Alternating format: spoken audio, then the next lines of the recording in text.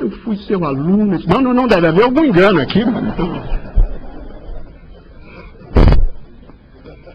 Um fenômeno da atualidade brasileira é a judicialização das grandes questões nacionais, das grandes, das médias e das pequenas questões nacionais. A vida brasileira se judicializou de uma maneira geral. Há muitas razões que explicam esse fenômeno. Penso que a redemocratização, a recuperação de prerrogativas pelo Poder Judiciário, o Poder Judiciário vive um momento de vertiginosa ascensão política e institucional. A Constituição criou novos direitos, criou novas ações, criou novas hipóteses de legitimação ativa. Tudo isso aumentou a demanda por justiça na sociedade brasileira. E, numa sociedade civilizada, a justiça deve ser procurada perante o Poder Judiciário. Devo dizer, mas esta seria outra discussão, que parte da demanda por justiça da sociedade brasileira, que não é atendida pelo Poder Judiciário, é atendida por outras instâncias, a imprensa no Brasil, as comissões parlamentares de inquérito e, pior ainda, os grupos de extermínio. Há no Brasil um conjunto de processos mais ou menos patológicos que decorrem ainda da incapacidade do Judiciário de atender a toda a demanda por justiça da sociedade brasileira. Mas o Judiciário vem se aparelhando e vem procurando se capacitar para ocupar esses espaços. Não é um processo fácil, é um processo que precisa enfrentar muitos obstáculos. Mas eu dizia, hoje no Brasil, as grandes questões, algumas grandes políticas públicas de governo tiveram seu último capítulo no Supremo Tribunal Federal. Por exemplo, a reforma da Previdência, uma emenda constitucional importante do governo, foi decidida a constitucionalidade ou não da cobrança da contribuição dos inativos pelo Supremo Tribunal Federal. A reforma do Poder Judiciário, a criação importante do Conselho Nacional de Justiça teve o seu último capítulo perante o Poder Judiciário. Questões relacionadas à separação de poderes, o que podem e o que não podem fazer as comissões parlamentares de inquérito, podem quebrar sigilo, mas não podem decretar indisponibilidade de bens. Quem demarcou esses espaços foi o Supremo Tribunal Federal. Se o Ministério Público pode ou não pode conduzir diretamente a investigação criminal, quem vai decidir vai ser o Supremo Tribunal Federal.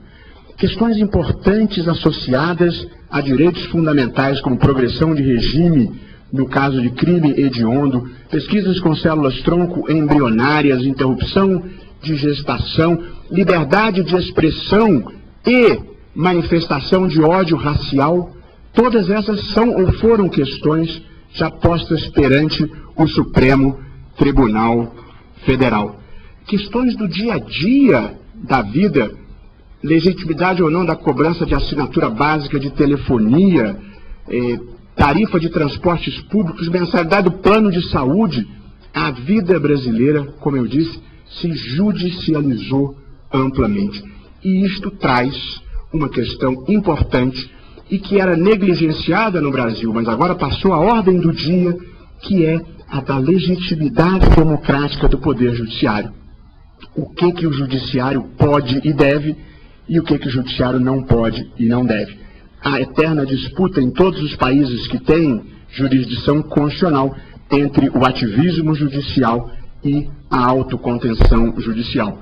Sempre observando que a grande objeção que se faz à atuação do Judiciário, sobretudo quando declara uma norma inconstitucional, é a assim chamada dificuldade contramajoritária, para utilizar a expressão de Alexander Bickel. O que quer dizer isso? Quer dizer que o Judiciário, que é composto de membros não eleitos, atua para invalidar atos do Poder Legislativo cujos membros foram eleitos e do Presidente da República, por vezes eleito com mais de 50 milhões de votos. Portanto, há uma tensão entre a atuação do Judiciário e o processo político majoritário nessas situações. O Judiciário vive no Brasil um momento importante de expansão, porque a democracia não é apenas a garantia do governo da maioria, não é apenas o princípio majoritário. A democracia é também o respeito aos direitos fundamentais, inclusive das minorias, e a preservação das regras do jogo democrático. Portanto, no debate acerca da legitimidade democrática da atuação do Poder Judiciário, é preciso ter em conta que o Judiciário deve ter autocontenção para respeitar o processo político majoritário, mas deve ter a ousadia de assegurar os direitos fundamentais, mesmo contra a vontade abusiva das minorias. Eu preciso concluir.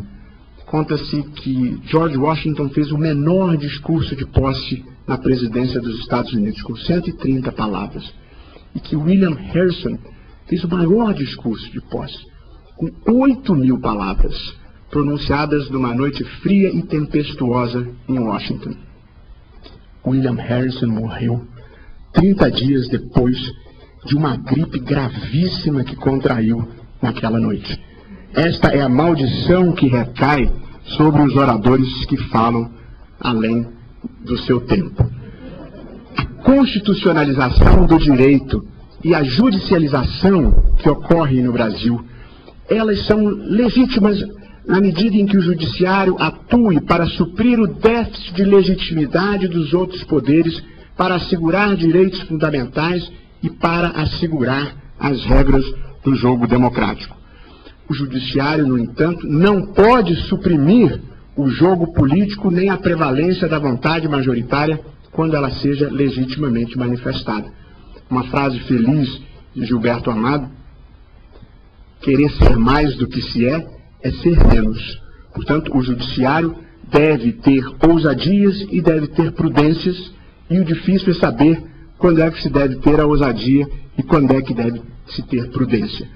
A jurisdição constitucional, a vida institucional é um permanente equilíbrio. É como a vida das pessoas, dos professores, dos advogados, dos cidadãos. A vida institucional é um equilíbrio permanente. A gente está sempre atravessando uma corda bamba. Às vezes inclina um pouco para cá, às vezes inclina um pouco para lá, mas está sempre se equilibrando. Às vezes, a plateia